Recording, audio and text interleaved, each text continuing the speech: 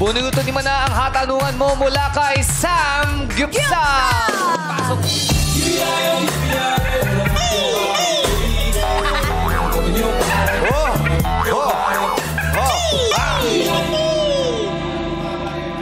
Wala ka ba sasabihin kay Amara? Kuya Jong, magaganda ang mga sexy babe. Alam mo ba?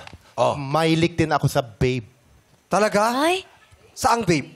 Bibimbap. Thank you!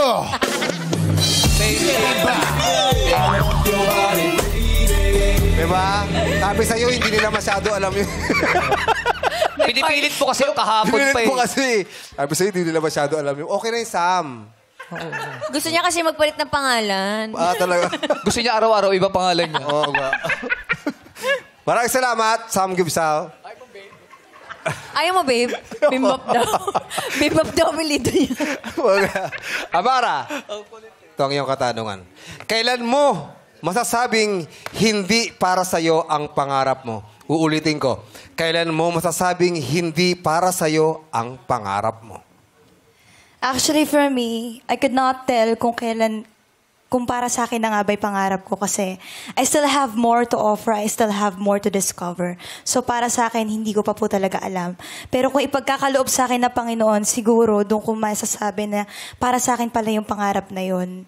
And I think katulad po nito, naalala ko po yung saying na sinasabi nila na you are redirected for your own purpose. So kung ito man yung magiging daan para mapunta ako sa pangarap ko, then I would thank God na ito pala yung inihanda mo sa akin.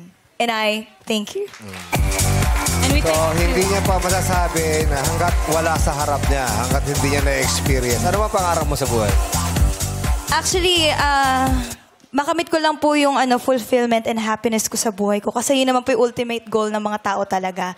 Yung makapagbigay tayo ng kasiyahan sa tao, maprovide natin yung mga kailangan ng mga pamilya natin as a breadwinner, as a someone na we want to look up to, ganon.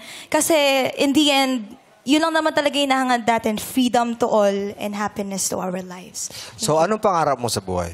Yun nga po, makomit ko yung happiness. Kasi Yes, lahat happiness sa naman buhay. pwede ako kung sisikat ako sa pagkanta, why not? Kasi ultimate goal ko yun Pero ang pinaka-ultimate goal ko po ay maging masaya and of course yung family ko. Yun. May follow-up question na ako. Ano? Kung hindi para sa yung pangarap mo, para kanino? Yun. Para kay God and my family. Oh, Kasi paano? sila lang naman yung nagbigay sa akin ng buhay na to. And I thank them. Thank you, Sexy Babe number 2, Amara.